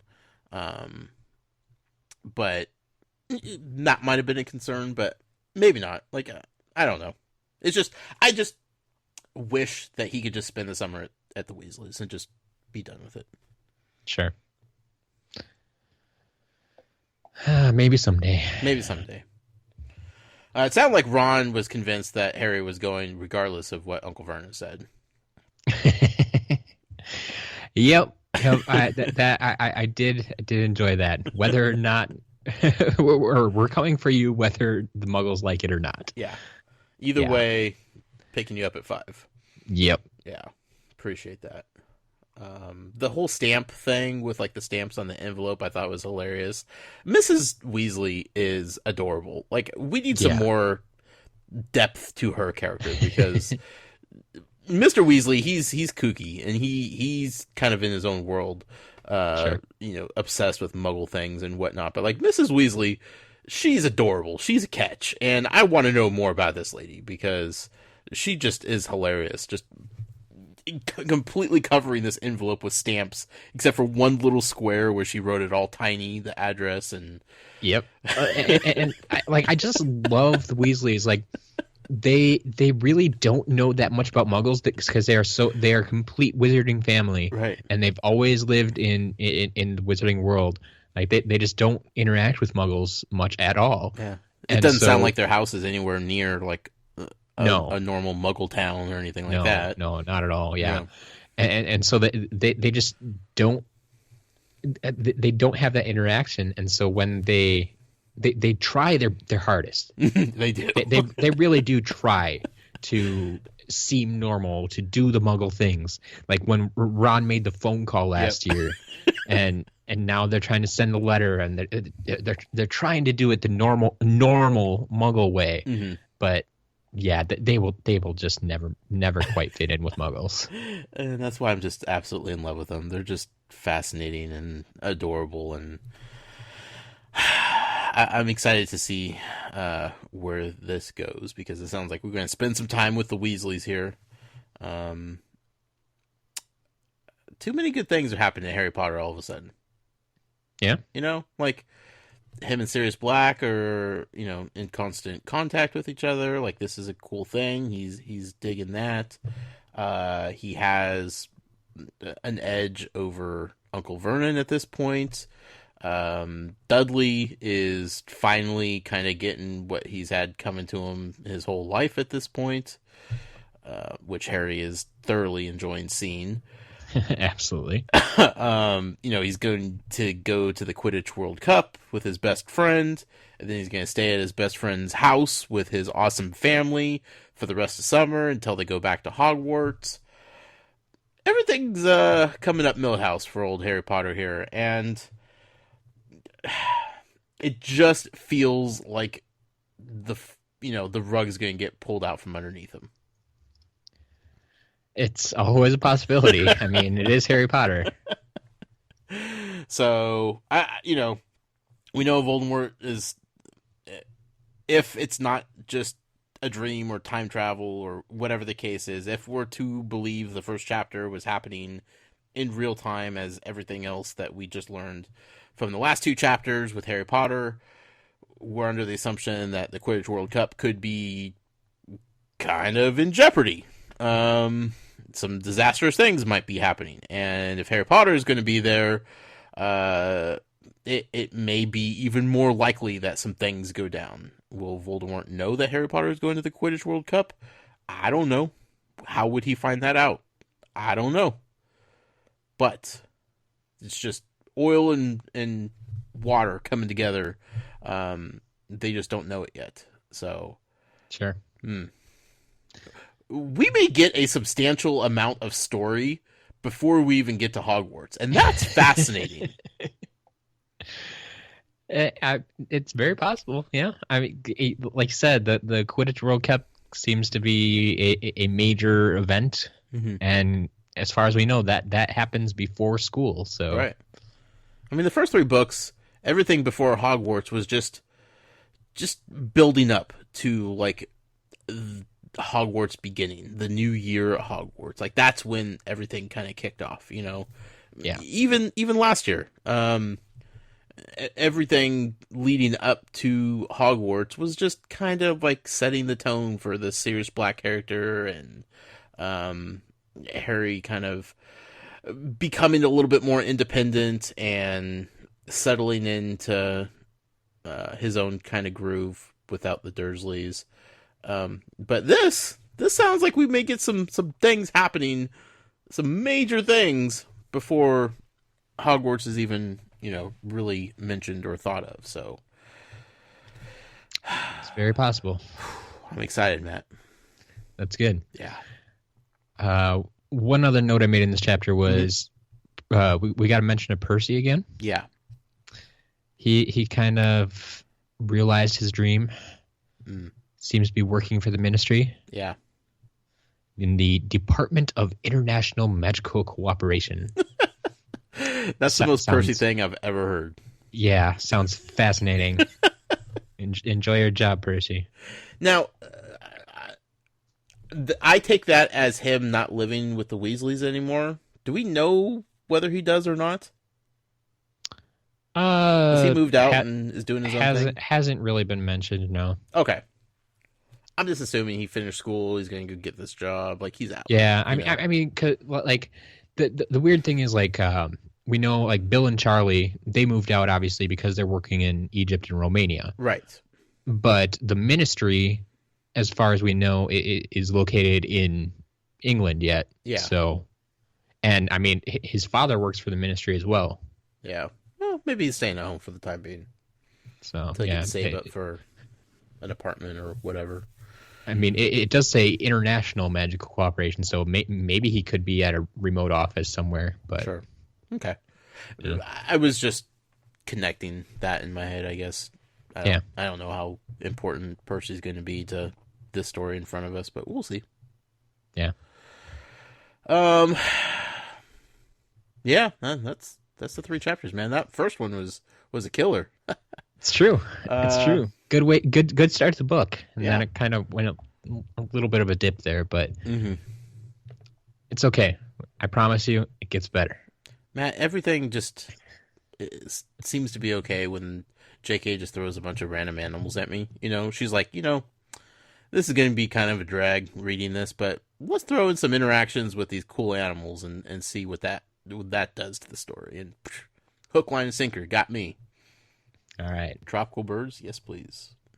We'll keep that in mind. See if I can rewrite some chapters for you. Emails. Do we have any emails? We do have a couple. Cool. As boring as these chapters may be, our first email comes from Joe. Hi, Joe. It's been writing in a little more regularly. Says, hey guys, I appreciate you reading my whole email last week. And I'm very much looking forward to receiving my snitch bookmark in the mail. Thank you. He says, yes, it was definitely an unconventional to jump from movie 2 to movie 6. And if I could go back, I probably wouldn't do it that way. But boy, was I surprised when I finally saw movies 3, 4, and 5. Before I get to my thoughts, I just wanted to I just wanted to share that there's an off-Broadway show in New York called Puffs, or 7 Increasingly Eventful Years at a Certain School of Magic, which is, from what I understand, a play about the Hufflepuff House. What? I definitely plan on seeing it, so I'll make sure I send in a review when I do. Okay, Joe, important thing here, if you're listening. See it, and let me know if I am able to see it. Right? Because that's the whole thing here, Matt, is Yep. I want to jump headfirst into everything, and you hold me back on most things. Yep. So what could possibly happen in this play about Hufflepuffs that could spoil anything for me? I don't know, but I'm 10 seconds away from booking a flight to New York right now, Matt. I would hold off on that because Dang it! I have a feeling just from the title, like I do not know a thing about this play or this show, but just from the title, I have to imagine that it's probably going to be off limits for you. Matt, this is your homework for the week. I'll see what I can do. Read up on this show. Yep. And find out what's involved with it, because now, thanks to Joe, that's all I'm going to be thinking about. All right. I've never been to New York, but it's about time I do. Fair enough. So, since you won't let me see The Cursed Child. It's true. Yeah, can't let you see that one either. My random thoughts on chapters 1 through 3. Wormtail pisses me off. Voldemort is so obviously using him and manipulating him. Once he gets what he wants from Wormtail, he will be expendable. If I were Wormtail, I wouldn't help him because I'd fear for my life. Wormtail could probably take out Voldemort right then if he wanted to. That's an interesting thought. Although he did just kill a guy. Yeah. So, true. I don't know. Voldemort mentioned something to the effect of that memory charms can be reversed, which makes me think of 2 things. 1, maybe we can get Gilderoy Lockhart back. God, no. That was the last thing I was trying to think about with memory charms. And 2, in Fantastic Beasts, I really hope Jacob gets his memory completely back and ends up with Queenie, because I thought they were a great couple. Joe, you and I both. That's my dream couple. It says, I wish the Dursleys spent a quarter the amount of effort trying to discipline Dudley for the things he does wrong as they do when they try to punish Harry for the things they think he does wrong. I don't know if the Dursleys could even cope with the fact that their child came out worse than Harry when they've given Dudley everything and Harry next to nothing.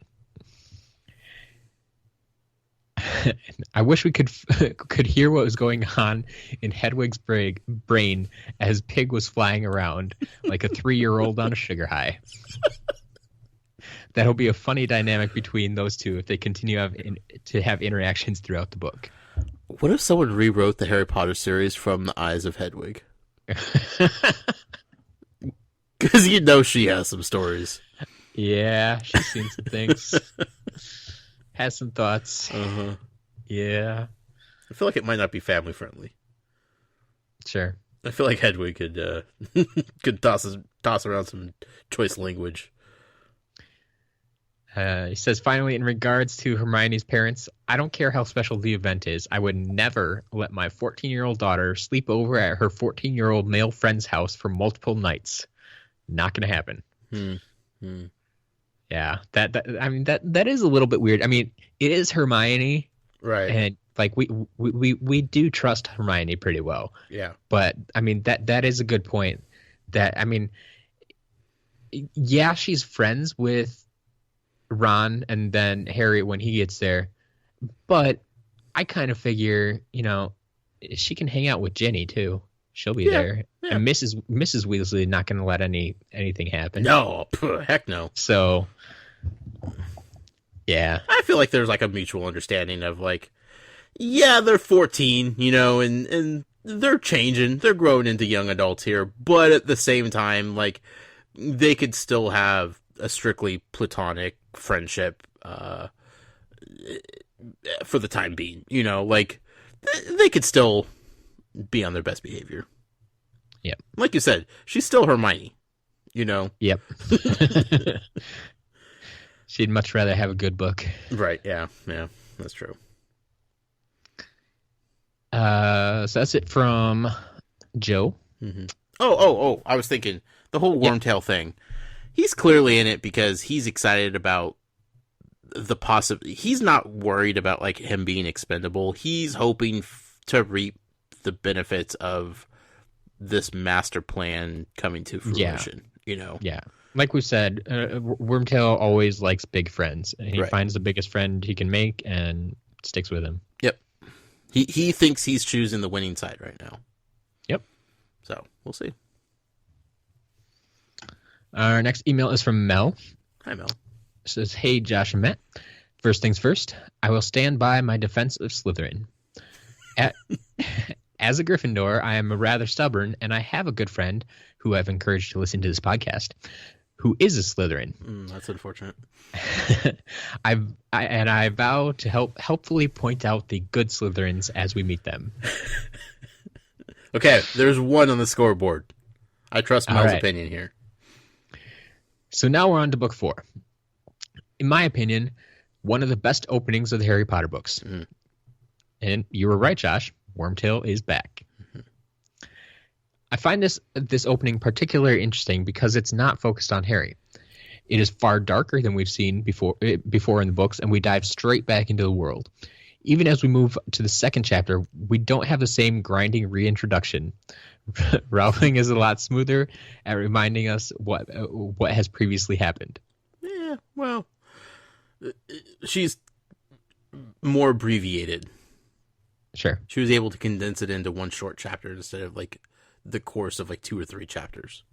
Yeah, I think you're at the point where you don't care how well it's written. Yeah. As soon as you hear something you've heard now 3-4 times before, you're just gonna write it off. Yeah. Yep. It's like, oh, that's the recap. To be fair, I do listen for like any sort of like subtle hints or additions to like the story as we know it that may be snuck into the recaps. I've yet to find anything. So fair enough. Yeah.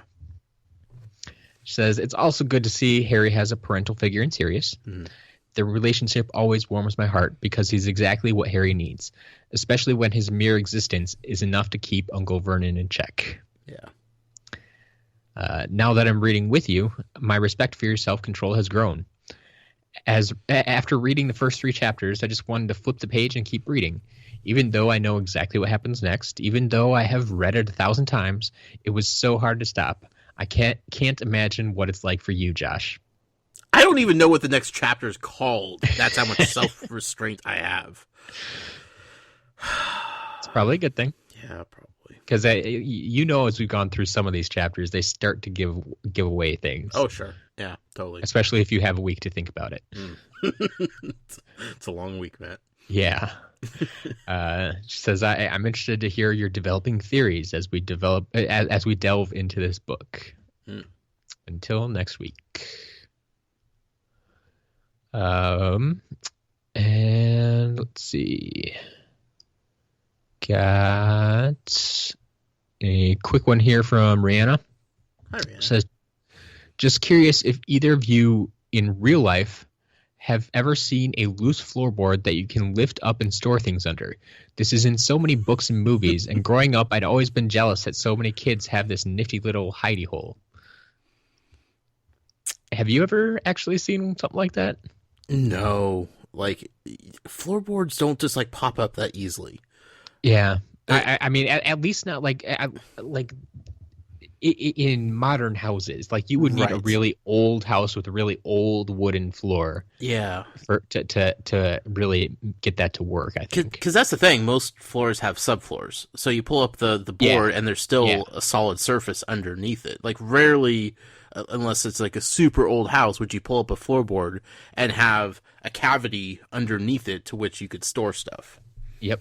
So Yeah, it's something from the old days that's how houses were built, and it happened a lot more often, and that opportunity was there. sure. But it was such a like I said, like a nifty little thing and a very novel idea that people like as a hiding space. Yeah. And so, yeah, it pops up in literature and other media a lot. But Right. Back when they didn't care about insulating their house properly. well, actually, even bring it into the future a little bit, like Gilmore Girls. Yeah, I was thinking the same thing. Oh God, I'm glad you made that reference. I know you've seen that now, so it's like, yeah, in Lane's room, Yeah, like she has the floorboards. Yep, absolutely. So, I mean, now that I think about it, yeah, that probably shouldn't happen in a house like that. I feel like Stars Hollow is pretty old fashioned, and like those houses don't look modern at any stretch. Like they may be redone on the inside to be more modernly equipped, but they definitely feel like they're older built houses. Fair enough. So, man, now I want to talk about Gilmore Girls, man. Another day. Then finally we have our weekly email from Atari Alex. I was getting worried. No, don't be too worried. He had this one in plenty of time, even though we started recording earlier than usual. Sure. So good job, Alex. It says, Dear Josh and Matt, when we began Prisoner of Azkaban, I said that I would let you and the listeners know which book was my favorite when we got to it. Well, the honest answer is that it's a tie between the 4th and 7th books. But since we are embarking on our journey through Goblet of Fire, and I'm very excited, I'll say that, for today at least, this is my favorite Harry Potter book. So I expect the same opening email with a slight twist in about 2 years from good old Atari Alex. I wouldn't be surprised. But before I get to that, I have a few other things I want to cover. First off, since Josh shared with us what his Patronus is, I went and took the quiz and was informed that it is... You have any guesses, Josh? For Alex? Yeah. Field what mouse. would you give Alex? A field mouse? It's going to be something super lame. I just have a feeling that Alex is going to get the short end of the stick on this one. All right. Well, he was informed that is an eagle. Ooh, nice. Which I have mixed feelings about. Oh, okay. On the positive side, it's a majestic bird and a fierce hunter. But it is also the symbol of the Ravenclaw house. Which, to my chagrin, only further cements the fact that I was properly sorted. I guess I just need to resign myself to the fact that this is where I belong. So I'll take this opportunity to chastise Josh for not believing that we exist. Question. Yes. The Ravenclaw mascot is an eagle? I was under the assumption it was a raven. Yeah. Is Alex just making stuff up here? See, he's in this house and he doesn't even know what their symbol is. That's how well developed the Ravenclaw household is. I mean, okay, so yeah, it feels like it should be a raven, right? But the actual mascot is an eagle. For sure? Yes. Don't make me Google this, Matt. Okay. So House Ravenclaw with a mascot of an eagle. Two different, very different birds. Yeah. I mean, okay. If you want to get real technical about it here, oh, I do. I do. Well, the wiki says the raven is the mascot for the Ravenclaw house in the film adaptations. However, this is not canon because in the books, a higher source of canon, the Ravenclaw mascot is the eagle. Is it ever explicitly said? Can we tweet at J.K. Rowling and see? I'm trying to remember if we've hit it yet, but I know they it's definitely mentioned eventually. Well, probably whenever we actually talk about Ravenclaw. Oh yeah. All right. Yeah. All right. Well, now I'm just more confused than ever about what this house is all about, but so be it. I assumed Ravenclaw, they're supposed to be like the wise, smart ones, and that kind of makes sense for the Raven because those are very intelligent birds, and it was all kind of making sense there, and then throw a curveball at me like an eagle being their mascot, and I don't even know how to deal with that, Matt. Fair enough. But it's a cool Patronus, I will say that. Yeah, I'd be happy with that. Sure. Alex continues. Second, I want to give a shout out to my fans who are listening. I'm glad that my fame, or infamy, has spread to another podcast. I did consider just not reading that line and seeing if you noticed, but now, is this an origin story for another developing villain in the making? Like, suddenly he starts accepting outside praise that may or may not actually be happening, and he's just like relishing in the fact. Well, no. You better keep your eye on Alex, is what I'm saying. Okay. I'll do that. Okay.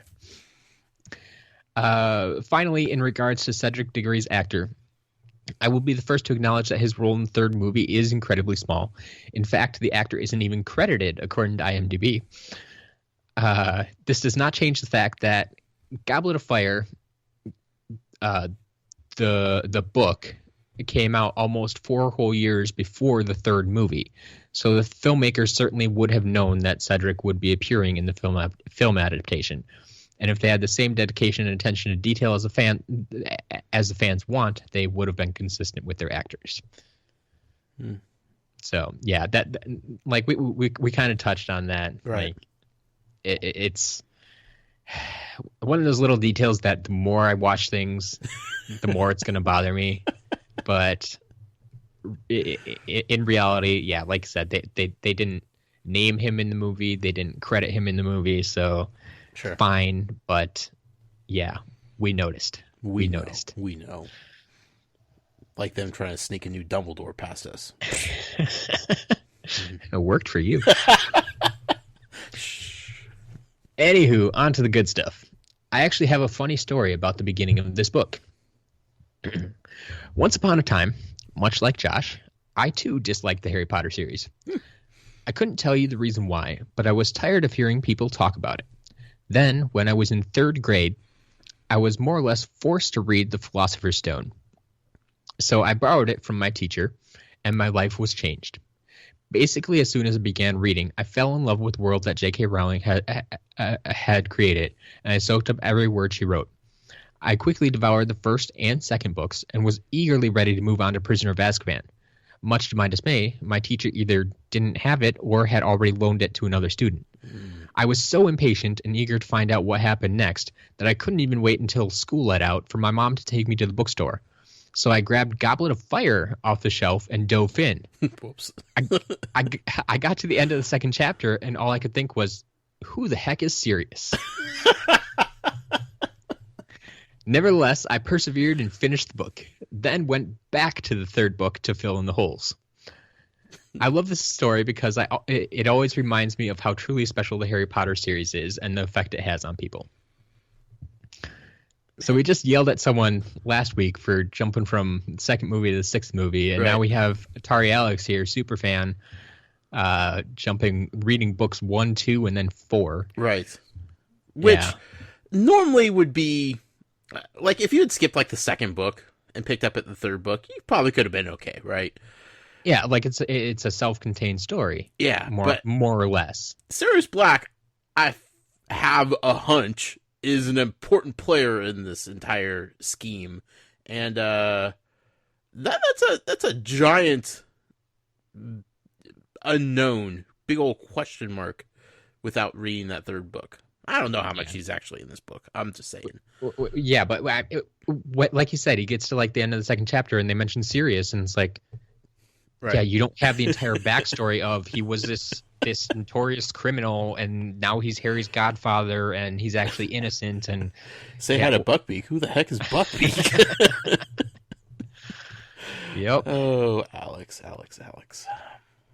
Could you imagine how much harder he would have fallen in love with Harry Potter series if he had read the proper first book instead of Philosopher's Stone? Goodness gracious, his life would have been changed dramatically.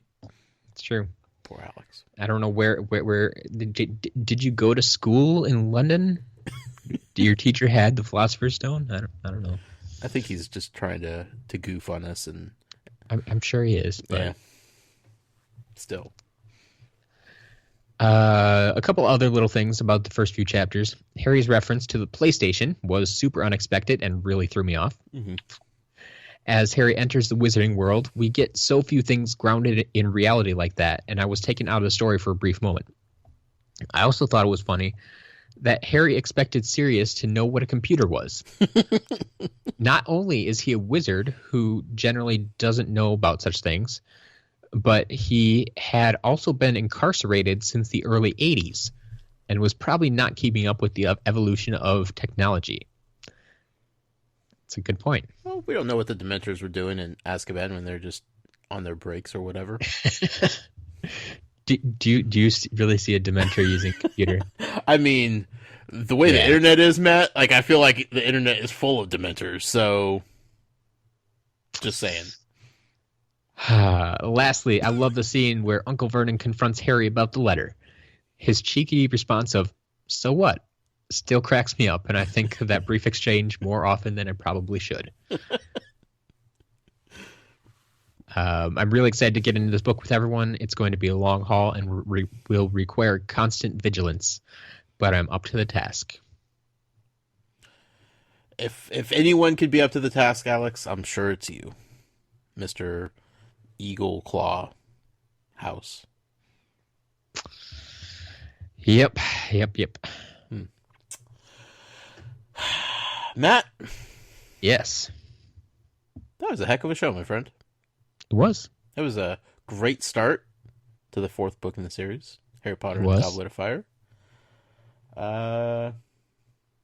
No idea where this is going. None whatsoever. We know Voldemort's back in some capacity. We know there's a Quidditch World Cup happening. We know Sirius Black is hanging out in South America somewhere. And that's about all we know. It's true. It's going to be good. It is going to be good. It's going to be long, like Alex said, but hopefully it's going to be worth it. So. Oh, I think it will be. Yeah. Yeah, that's all we got here. You can follow me personally on Twitter at The Noise with a Y. Please be sure to follow the show on Twitter at Tales from GH. I love interacting with all you beautiful people over there. It's a lot of fun, especially when I get to share the owl post that is delivered to some of our fans. You kind of get a glimpse into my muggle mind on the off days, and that's fun. Matt, I know you've been curious about what I've been writing to all these people. I have been a little bit. That's big mystery. Yeah. You've been writing to people, and I have no idea what goes in those letters. See, I gotta have some secrets of to myself also. You have this entire email box full of emails that I can never lay eyes on, and like group chats and all this other stuff. I have the owl post letters that get sent out. That's my secret, and it's fun. It's fun interacting with all these great people, Matt. It really is. Yep.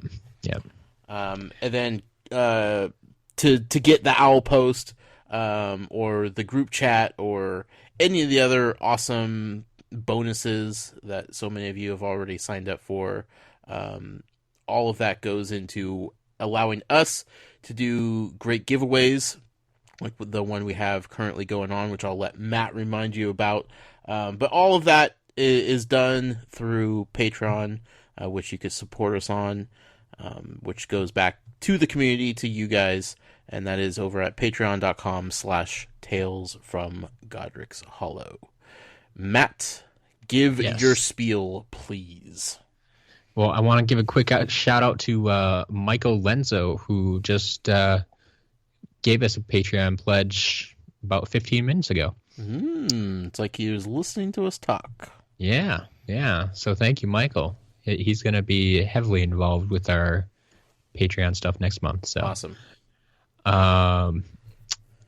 But yeah, we have our giveaway going on, as you mentioned at the top of the show. We have the illustrated version of Harry Potter and the Sorcerer's Stone.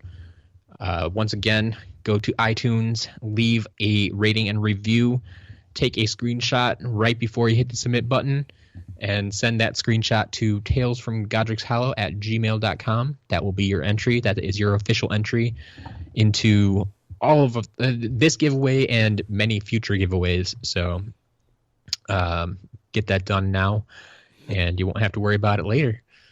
Of course, all other emails can also go to talesfromgodricshollow@gmail.com. Otherwise, you can get a hold of me very quickly in short form on Twitter at As a Matter of Matt. Fantastic. Oh, Matt, I totally forgot to tell you.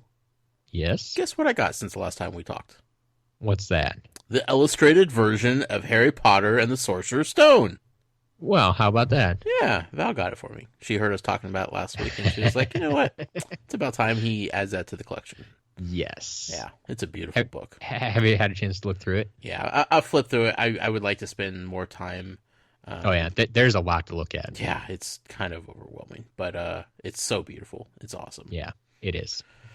So it's going to be a great prize for somebody to win, that's for sure. As always, we've had a lot of fun here tonight talking Harry Potter as we start this fourth book. Thank you so much for all of your support all the way around. Thank you so much for being amazing fans, amazing friends, and, for allowing me to go on this crazy journey before you all. So, with that being said, until next week, Muggle out. Mischief managed.